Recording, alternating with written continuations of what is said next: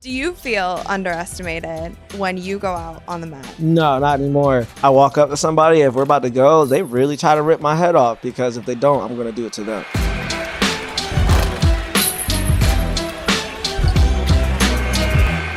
What's up, you guys? I'm Rachel DeMita, and welcome to the Courtside Club. Today, I'm joined by NCAA wrestler, professional track athlete, Guinness World Record holder, and a motivational speaker, newly, Zion Clark. Welcome to the Courtside Club. Popping with it. Thanks for having me. Thank you so much for joining me. I heard about your story a few years ago, but it was only this week that I found out you were from Ohio. Like, how did I miss that portion of your story? I don't know. That's kind of where all the things, all the magic was happening, like for a while. Yeah. Yeah, it was awesome. Like being at Kent State and everything, it was really crazy. Actually, so I watched your Netflix documentary, the short, and I saw the Maslin jersey, and I said, hold up. I was like, is there a Maslin other places in the country that I don't know about? Then I dug into it. Right. So Ohio also, I love having Ohioans on the Courtside Club. I have a super random question before we even get into it, because I feel like only Ohio people know this, and I want to see if you know. Do you know what JoJo's are? Yes, listen, I love chicken and JoJo's. Those are smack. Thank you.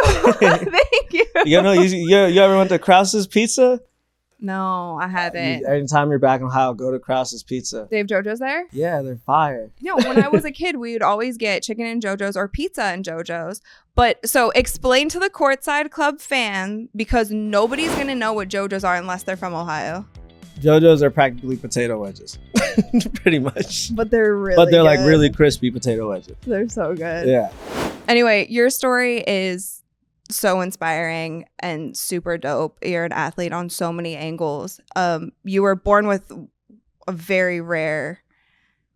What is it even called? It's called caudal regression syndrome.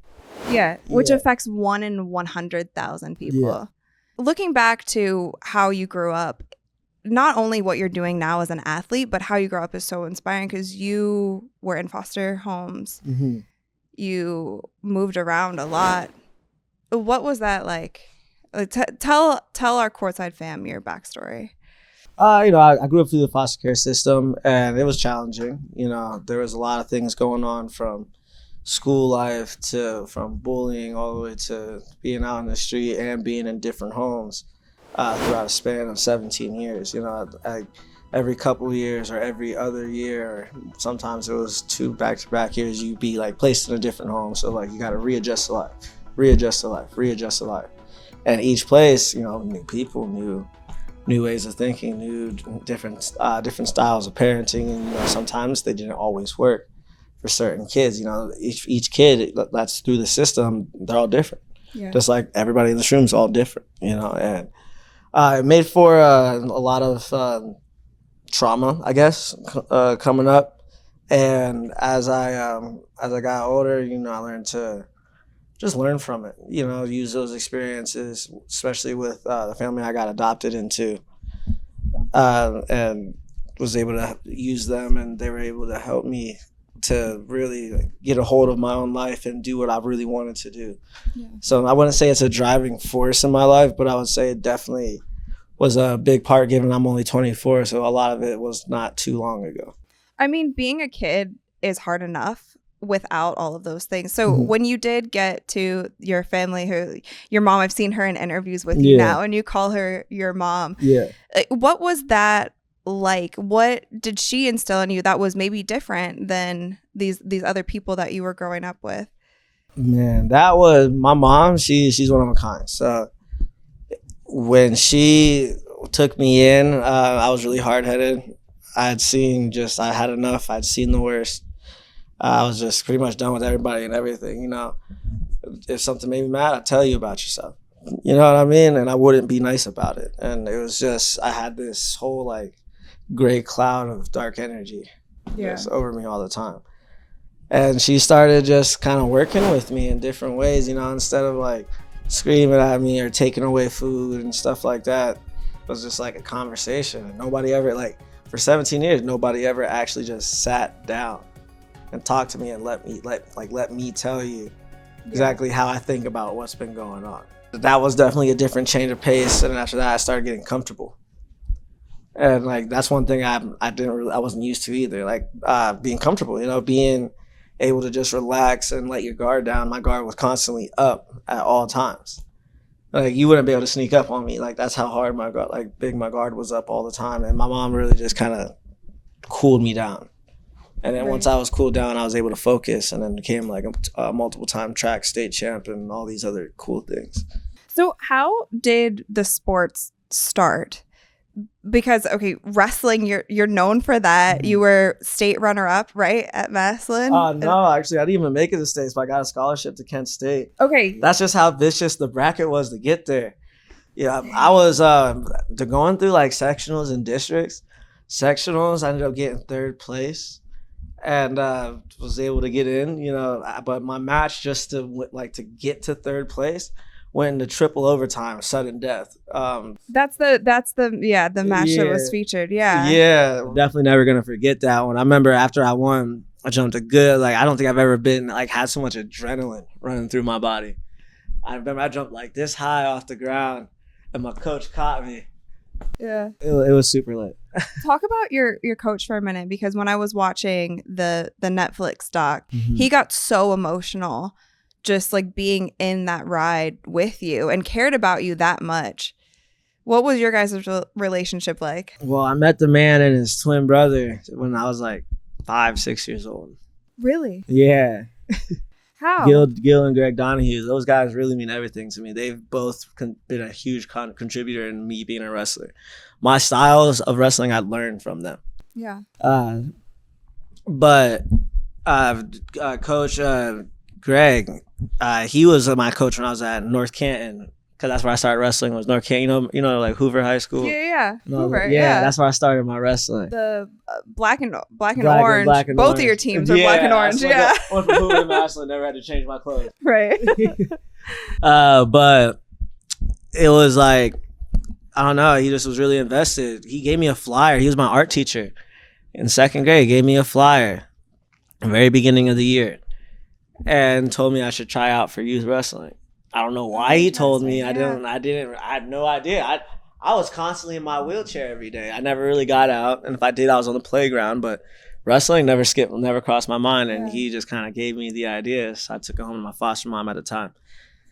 And surprisingly, after being told no for a lot of things all the time, the wrestling was a quick yes. And I was just like, oh wow. Sweet. Okay. So I got really excited. I got to go do something.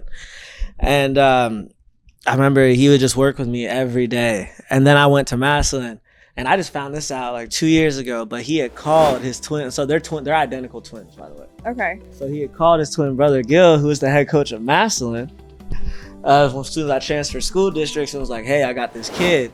Oh, okay. He was told him all about me. He said, he's really good friends with your son, who's Jake, Gil's son, one of my best friends.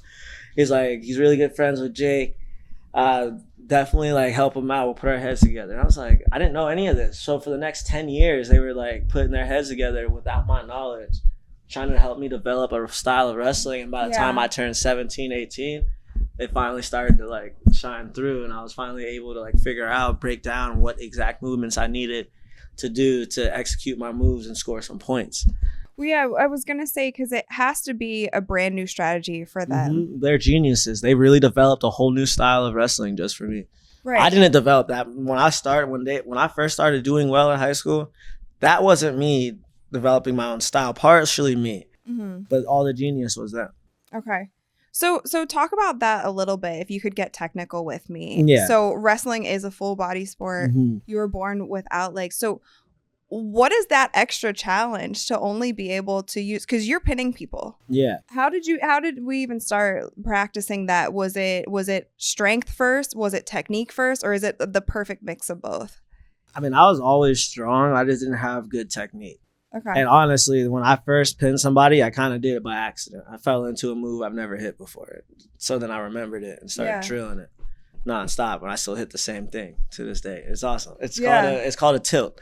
But it's like mine is like a modified unorthodox tilt. Okay. Because like you gotta get like a seatbelt, grip the arm, and then you make sure their body's kind of crumpled up, and you just grab the elbow on this side, kind of go over. But my thing, I go under the leg, behind your leg, grab your ankle, and then pull your ankle up to your wrist, and then lock them both down, and then I'll come down. Huh. Yeah. That feels like math to me. Yeah, no, it's really technical. But, my brain's having a hard time processing this. No, but that's dope.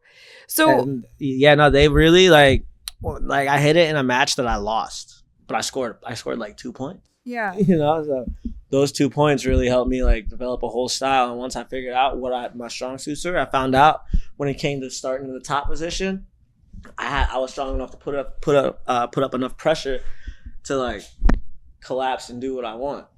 And I was also like strength training and speed training. So all that played into that. Yeah. You talked about in one of your interviews that you actually don't even enjoy lifting necessarily. I can't stand it. Wait, but that's hard for me to understand because I see you like hitting PRs and doing all of this training that looks so dope. So you basically just like the performance element? Yeah, all my training is performance based. Okay. I mean, not saying that like once I retire, I'm gonna become really fat, but like I'm gonna obviously keep my body healthy. But my stuff comes more in the actual technique of doing the action, especially when it comes to stuff like fighting and wrestling. Because like here's the thing, I could be the strongest guy in the room and get my ass kicked by the smallest guy. That's way smaller, way weaker, just because he has better technique. So I learned a long time ago that strength doesn't matter when you're fighting. Okay. It's the technique and placement of if you're fighting, where your fists go, where your attacks go, where your submissions go, when you go to execute, or when you're wrestling, where your shots go, where your head position is, what the angle of his feet are, depending where you can like ankle pick him or snap his head down. So yeah. Like it's real technical. So how did you transition into track? I watched my sister win a state title and break the state record in long jump with a torn MCL. Wow. So your whole family is a no excuses family, it seems. No. It was crazy. Like my sister won a state title, and then the year after I won 2 state titles. So then you walk into my school, if you walked into Massillon High School right now on the big like champion board, Massillon only has 12 state champions. Okay. So me and my sister are one of the 12. Amazing. So my name is right next to hers. Yeah. Yeah, so it's awesome. Amazing. So how did the Guinness World Record come about? That was, what year was that? A year and a half ago, at least. Okay. So how did that come about? Which world record do you hold? I hold the world record for being the fastest man on 2 hands. What is the distance? What's the 20 time? meters and 4.7 seconds. 4.7 seconds. Yeah. Like, how did you even know I'm like, okay, this is a record I want to break? Shoot, I was just filming content at Redondo Beach at this high school football field with the Real Deal squad and Craig and all the homies. And I asked the videographer, I was like, yo, man, I want to record this video of me running, because I was like working on sprints, conditioning stuff. And he was like, yeah. So like he sprinted right next to me as I took off. Next thing you know, we got hit up by Guinness. That was dope. Yeah. They're like, hold on a sec, can we come and film you and time you? Yeah, pretty much. And then next thing you know, I'm in Massillon, Ohio, inside the indoor football facility, breaking a world record. Cool. Setting a world record. Has there been anything that you haven't tried yet athletically, sports or just things that you want to tackle? I mean, I'm already tackling MMA right now. I got myself a first pro level fight October 29th. Looking for the opponent right now. But as soon as they got one, promotions go out. Cool. And somebody's getting knocked out. Okay. Yeah. Is there anybody that's like on your hit list? Not yet. I want to see how I feel in there. Okay. Get to know who I'm up against, and then I'll start knocking heads and calling names. Who's in the combat world is like your training goal, or somebody that you'd love to work out with? I mean, I've kind of done mostly what I wanted to. Really? Like who? Like who? I got to train with Anderson Silva. We're actually really good friends with him and his family. Mike Perry. I train with Rampage Jackson every day down in Long Beach currently. That's where you came from, right? Yeah. Yeah. I've trained with Cris Cyborg. You know, like I've learned from a lot of people. Has there been anything that like stood out to you of advice or tips when you're with these people that, you know, some fans like us wouldn't know? Blocking punches is a lot more simpler than you think. Huh. Yeah. It's more about like if someone throws a straight punch, everybody's thinking you gotta put your hands up like this. But literally you can still guard right here and defend right here by just doing a simple. Okay. It's easy. So it's basically just like simplifying your movements. Yes. So then you're not wasting the energy of doing that also. Because your body needs a constant flow of oxygen. If you're doing useless stuff, that's just exercising yourself more just to get to the same goal as something you could do in a more simpler way, you're losing energy. And here's the thing, after so long, your body is like really trying to pull in oxygen. And the less oxygen you have, less oxygen, less action. No oxygen, no action. So what does a typical training day look like for you? Well, I get there. Somebody probably punches me in the back of the head because they think they're funny. Talk to coach. Then we start our warm-ups, start running. Then we start drilling. And then we keep drilling. What is drilling? We drill striking. We drill grappling. We drill wrestling. And sometimes it's like we drill all of those, and not a spar, but like we can only do certain things. Like today, our like semi-live goes before like our full sparring at the very end was like guy A can be on a full attack, but the guy in defense, we can only counter. Oh, so we can't throw shots back just because we think he's open. Yeah. So it's something like somebody's constantly pressuring us, and we just gotta defend and counter. Whatever they throw an uppercut, stop it, counter. You know what I mean? Like, but like you don't know what it is because we're not told to do a certain thing. Yeah. We're told somebody throws punches, somebody counters. Yeah. You know, and it's a good type of training because the probability of something being completely uncertain is at 100%. All the time when you're fighting because you can't read that person's mind. You can read their body movements to a certain degree if you really pay attention, but like that only goes so far too. So you just gotta be ready for the unpredictable. I do want to dive deeper into your story, but I do want to take a halftime break if you're down with that. Absolutely. Okay, since we're both from Ohio, I felt like it would be fun to do a start bench cut Ohio edition. First, we have Ohio athletes. So athletes from Ohio. All right. We have LeBron, of course. We have Russell Wilson and Simone Biles. Yeah. Start bench cut. Obviously, I'm starting LeBron. Okay. Start LeBron. And then I'm benching Simone Biles. Okay. And I'm good call. Yeah. Sorry, Russell. Yeah. Sorry, he didn't do too well in football the last couple of years. We have two GOATs on our team. Okay. Ohio music artists. Okay. We have Kid Cudi, John Legend, and Bone Thugs. Bone. You're like kind of young for them, I feel like. I got a small connection to Bone Thugs, a little bit. My old manager, my other manager, Tony Marinozzi, was like real good friends with they're an older crowd. Yeah. Yeah, so like really good friends with their managers and stuff. So I sat down, had like this big nice lunch, and got invited to the Cleveland Browns Steelers game that I couldn't go to because I was giving a speech in Columbus. But no, they made the new song for the Cleveland Browns. Oh, dope. Yeah, the new intro song. So I have it on a little like Cleveland Browns wristband hard drive that says Bone Thugs on it. Then it says Dog Pound on the other side. Okay, so where do you have them? So I'm probably starting. So we're gonna start Bone Thugs. Cool. Okay. We used to like run out to their music in high school. Yeah, no, it's lit. You know? Okay, so Kid Cudi and John Legend.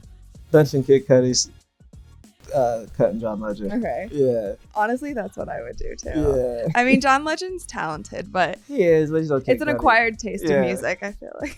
Yeah, I don't want to feel sad. Okay, football teams. Okay. Ohio State, Browns, and the Bengals. So unfair. I'm from Maslin. We're connected to all of them. Like, I know. I know. That's so unfair. I know. That's a hard one. Okay, well, who are we starting? We'll start with that. We're starting. I think we're gonna start the Browns. Start the Browns. Okay. Yeah. Yeah. Oh, I'm from Akron. I was cheering for the Bengals in the Super Bowl. Yeah, I was gonna say the Bengals because like Paul Brown created Bengals and stuff like that, and like I like the Bengals up until recently. For the last like 50 to 100 years, their stadium was named Paul Brown Tiger Stadium, just like Massillon. Yeah. Yeah, so like it was really cool. So I was about to be like, I can't. I'm gonna bench the Bengals and cut the Ohio State. Oh, you're cutting? Okay. Yeah. Just because you went to Kent? No, I just like the Bengals. Okay. A lot too. So Browns and Bengals. I don't know. Maybe we'll have another good luck streak with. I tweeted. I said this is the year for Ohio sports teams. The Browns won their first game. I know this. Yeah. I was amped up about Me it. too. And the Bengals lost in overtime. Yeah, I don't care. No, but the Browns. Like I'm from Kent. I grew up in Canton. Yeah. I went to the Cleveland Browns game when they were like $1 a ticket. When they went 0-16. Yeah. Yeah. Sometimes it's rough for us Ohio sports fans. Yeah. We've been through the ringer. Those were trying times. Okay. And last but not least, this is kind of a wild card, but I have Ohio celebrities. So we have Halle Berry, we have Dave Chappelle, and we have Thomas Edison. I'll think wisely. I'm starting Dave Chappelle. Okay, we're gonna start him. Super funny. Benching Halle Berry, cutting Thomas Edison. I heard that he actually stole the idea for the light bulb. Somebody else created it, but then he put his name on it. So I think that's like factual too. So you think even if you cut him, then the other person would have still invented the light bulb? Yeah, we still have lights. You think we'd still have it? Yeah. Okay. Yeah. Okay, I'll take that. I tried to throw you a wild card, but no, I'm on point.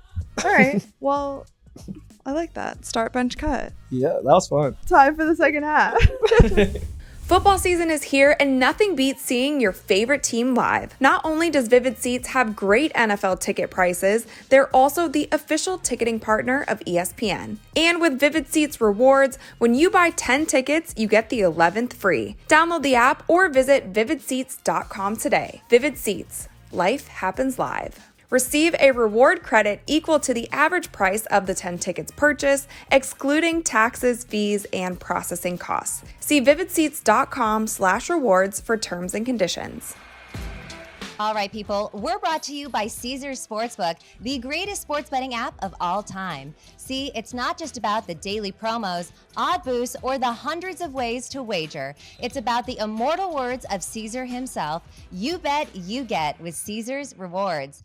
Every bet you place on the app, no matter the outcome, earns towards exclusive perks at Caesars Rewards destinations everywhere. Hotel stays, concert tickets, bonuses, and more. Download the Caesars Sportsbook app, become a Caesars Rewards member today, and get more with every wager. Must be 21 or older to gamble. Gambling problem? Call or text 1-800-522-4700. So you've gotten into motivational speaking now. Tell me how that started and what have been some highlights for you. Shoot, I was a sophomore at Kent. I had a really good freshman year. And I was, I was your typical Kent State wrestler, partying and going to class and study table. So I was in architecture, and then the athletic director pulled me out, take me to his office, set a stack of papers down in front of me, and I thought I was getting kicked out of school on the most realist thing, because on that weekend before, the cops just got called to our wrestling house. Okay. Because it was just way too wild. And then our coach found out, and it was a big ordeal that was going on that week. Mm-hmm. So then to get called to the office and have a stack of papers in front of me, I was just sweating. Yeah. Yeah. And he told me to open it, and it turns out all these Syrian kids had wrote me these letters, and they were in a really small school in Akron, actually. A makeshift school. They were refugees that were sent out here. Yeah, it was during that time a couple years ago. And they had watched my documentary, got really inspired. I was in college. The documentary was out at that point. But I was really just I don't know, I'm in college. I was trying to win still, focused on like what I got to do, waking up at 5 a.m., going to practice. You're a student athlete. Yeah. Doing all this, doing that, living the life. Yeah. And it just kind of brought me back down to earth real quick. I was kind of honestly, I was kind of on my high horse, and it really humbled me.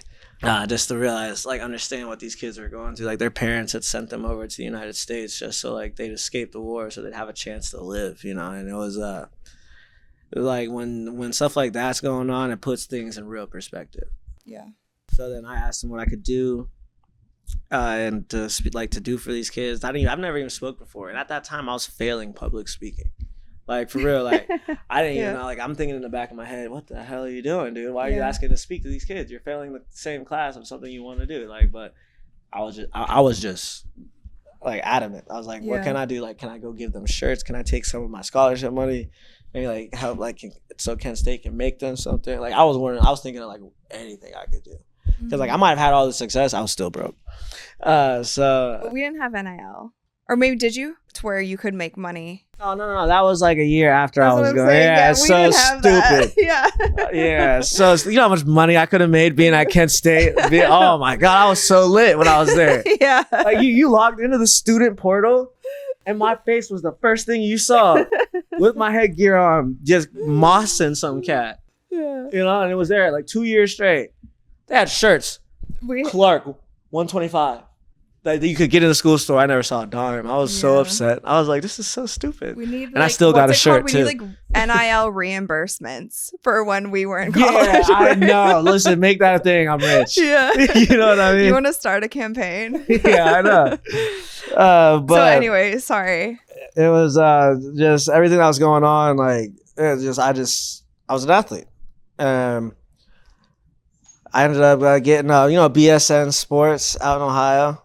The athletic TV, they athletic director reached out to them, told them what was going on, and it kind of helped out. I was like the newly recent dude on like Netflix. I was blowing up across the world, so they were like, we got this guy, and they're like, oh. So then boom, got them all shirts. This little girl made a design, and it said "Be a Zion," but it was like her drawing with like the Kent State colors. Yeah, that's dope. A little eagle, kid eagle that she drew. Yeah, so I was like, this is awesome. Yeah. Then you spoke to them after? Yeah, I did a surprise visit. Cool. Now, it ended up getting recorded by like Fox 8 News and all this other stuff.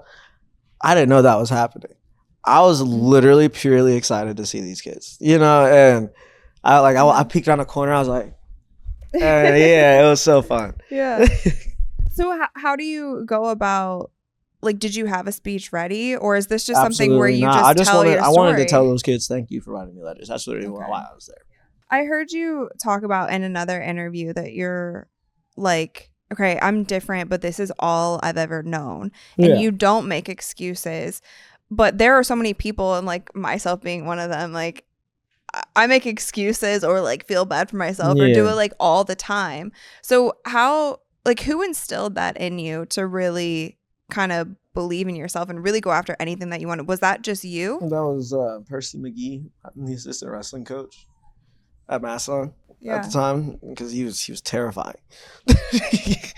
I remember this man wouldn't let us leave the wrestling room one night.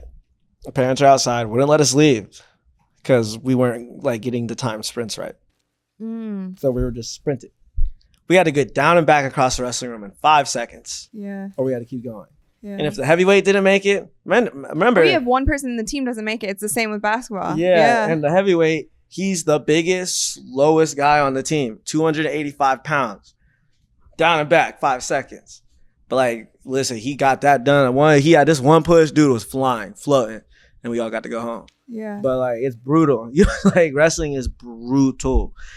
You would think if you are you got kids, you have youth kids that are crying in practice because they got dropped, and then the coach is just screaming at them. Yeah. Because wrestling. If you're in a match if you're at the college national championship, you're in a match and you get upset, the other guy's just gonna beat you even more. Yeah. You know what I mean? You gotta instill that toughness so early on. So like sometimes it's tough watching these kids cry, but I'm like, get up, you're fine. So that seems to be the coaching style that like pushes your buttons, because that was the same. Yeah, no, like he'd really be like on me every time like I was making some sort of mistake, and like he meant well. Like shoot, I just saw him last time I went back home a couple weeks ago. Yeah. And like he always pushed me like to that next level. I remember the day it was sectionals, the sectional championships to get to districts. And I had lost my semifinal match. And he took me and my boy Kyle, who had also lost his semifinal match, and our boy Noah, who also lost his semifinal match, all into the locker room and like slammed each one of us on the locker and like told us like, if you don't get this job done, we've been together, we've been working all of it, because like I've known him and like the Donahues and all of them for a long time. He's like, if you guys don't come through on this, don't ever talk to me. And I was like, yeah, no, it was scary. Yeah. It was terrifying. Like me and my boys were looking at each other like, like we should go out there and wrestle. You know? We should get this done. And then we all won and we all made it to districts. That's dope. Yeah. I have a story that I've told multiple times, but I feel like it was really kind of a turning point in my life. So I was a freshman who played on varsity, and I played a significant amount of minutes. I started some games, and we were a really good team. Barberton girls basketball, we were good when I was there. But my coaches were really, really tough on me, and like the girls bullied me, and I was like crying. Like I'd leave practice pretty much every night in tears and like upset because they were so tough on me. I'd miss a shot and I would get reamed out. Another girl would miss a shot and they were like, you know, whatever. And so I scheduled a meeting with my coaches, and I was like, you know, I'm just like having a hard time. Like, you guys are really like tough on me. It seems unfair, this and that. And my coaches, like, they looked me straight in the eye and they said, well, Rachel, you can get thick skin or we can put you on JV. Like, just let us know what you want to do. Oh my God. I was like, you're ruthless. Right. But it was at that moment that I was like, okay, I just have to toughen up. Yeah, because you just gotta do the job. Right. I was the only freshman playing on varsity. Like, and they were hard on me because they knew there was more in me that I could give. You know, like they really believed in me. And so they took that route. Yeah. Do you feel underestimated when you go out on the mat against your opponents? No, not anymore. I used to, because cats didn't used to like really know me yet. But I started making waves throughout the world in sport of wrestling and martial arts. Now, I walk up to somebody, if we're about to go, they really try to rip my head off, because if they don't, I'm going to do it to them. Yeah. And that's just like, that's that mentality of, listen, I'm here now, and you're like, whether you want me to be here or not, I'm here, you know, and either you knuck for your buck. Is that your life motto? Like, what is your life motto? Well, my life motto is no excuses. Okay. You know, I live that to the fullest, but at the same time, I really love to fight, and I really enjoy wrestling. Yeah. And I'm pretty decent at both. Yeah. You know, so I would say so. It's like no excuses, but that mentality is what keeps me driving. When I'm fighting, I get punched in the face, I smile. When I'm getting choked out, I relax. You know what I mean? Because sometimes that's what you need to do. You know, and sometimes when you're getting choked out, if you relax, it's easier to get away than if you're fighting. Most holds in MMA, the more you try to resist, the tighter things are gonna get. Do you know it's actually a trick for your brain? Like you said, when you get punched in the face, you smile. So you know how there are some times when you get hurt, I don't know if this applies to you, but it applies to me, where I laugh and I don't understand why I'm laughing, but it's actually a good thing, because then your brain doesn't associate the pain with like such a negative emotion. Yeah, I mean, sometimes I associate pain with anger, but that's like, you gotta learn how to control it. But if use it. Wouldn't that be hilarious though? You get punched in the face, you start laughing. No, I've sometimes there have been times where I've been like, bam, I'm like, ha, I was like, because it hurt. Yeah. But I'd be like, nice shot. You know what I mean? I'm gonna give you your kudos and I'm gonna punch you in the mouth, and then we're gonna just keep this thing going. Yeah. You know what I mean? Like that's fighting. So what's on the horizon for you? What's next? What are your goals one now? of my main focuses is this fight. Okay. October 29th. Been like just really dialing in, getting my getting my technique down. It was like, when it comes to a fight, you gotta be ready. Like people, like there's only so many different things you can do to defend a certain move, but you gotta learn all those things. Right. So you can be ready. If someone decides to counter one way, you can attack a different way. If they counter that, go to the third way. And if you don't get that, go back to the first one, right? You have an idea that you could possibly work, do it. Yeah, it's a playbook in a sense, but it's like a reactive playbook. You know, you have all these things in your arsenal, but you need to know, you don't know what's going to come at you. Yeah. So you got to be ready with everything that you got. But no, it's awesome. Fighting is definitely something I see myself doing for the next 10 years or so. That's dope. Yeah. So we're reaching the end of the game. I have some buzzer beaters for you. Mm-hmm. Describe your ideal courtside food and drink combination. A Modelo, some pretzels, Twizzlers, and popcorn. I'll take it. Yeah. Who was one person, dead or alive, that you would love to sit courtside with? LeBron James. I'll take that. Is he the GOAT? I was going to ask you as an Ohioan. Yeah. Yeah. Yeah, I think one of the youngest ever in the NBA to be at the finals. For like his first couple seasons ever in the NBA, leading his team. Yeah. At that, you're 18 years old, leading an NBA team to a trying to lead them to a championship, and having a lot of success on the way there at that too. You know that. What 18-year-old you see doing that right now? None. Even and I know they changed the rule, but okay, what 21-year-old do you see doing that now, or 20-year-old do you see doing that now? None. Yeah. Yeah. And we grew up in that area too, so we were able to witness it from the high school on. Being growing up having LeBron mainly in Cleveland all the time. That was like a huge flex for me. Yeah. You know, like everybody talk about like their favorite team when I'm somewhere else at a wrestling meet talking to other wrestlers. Like, bro, I'm from Canton, bro. Cleveland's only an hour away. We got LeBron James, bro. Yeah. You know what I mean? Like, yeah. For real. And he is to me in the go on every right. He might not have as many rings, but he's got the stats and the numbers over consecutive counting years. And he says he wants to play until Bryce is there too, which is insane. That'll be amazing. We'll see if it happens. Imagine LeBron James on the team with LeBron James, with Bryce James. With LeBron, Bronny, and Bryce. And what is one event in history that you would have loved to have been courtside for? Watching Jesse Owens break the 100-meter record at the Olympic Games in Nazi Germany back in the day. In front of Hitler and being a black man doing it. Were you prepared for this interview? That was the quickest. Oh no, that's one of my things I always think about because I'm a track athlete. I won my state title at Jesse Owens Stadium. That's dope. And I have a picture of me with hell of medals, just like Jesse Owens did when he won. Yeah. Like he's from track and field. I've read into him a lot and still look up to him a lot. He is a GOAT in every sense. So where can our Courtside Club audience find you on socials and? The fight, obviously, October 29th. We'll stay on the lookout for that. For the fight, look for the promotion here the next week or so. Social media, Instagram is Big Z97. Facebook is just me, Zion Clark. Snapchat is Big _ Z 1997. Twitter is Big Z. TikTok is Big Z No Excuses. Zion, thank you so much for coming on the Courtside Club. I appreciate it. Absolutely. Thanks for having me.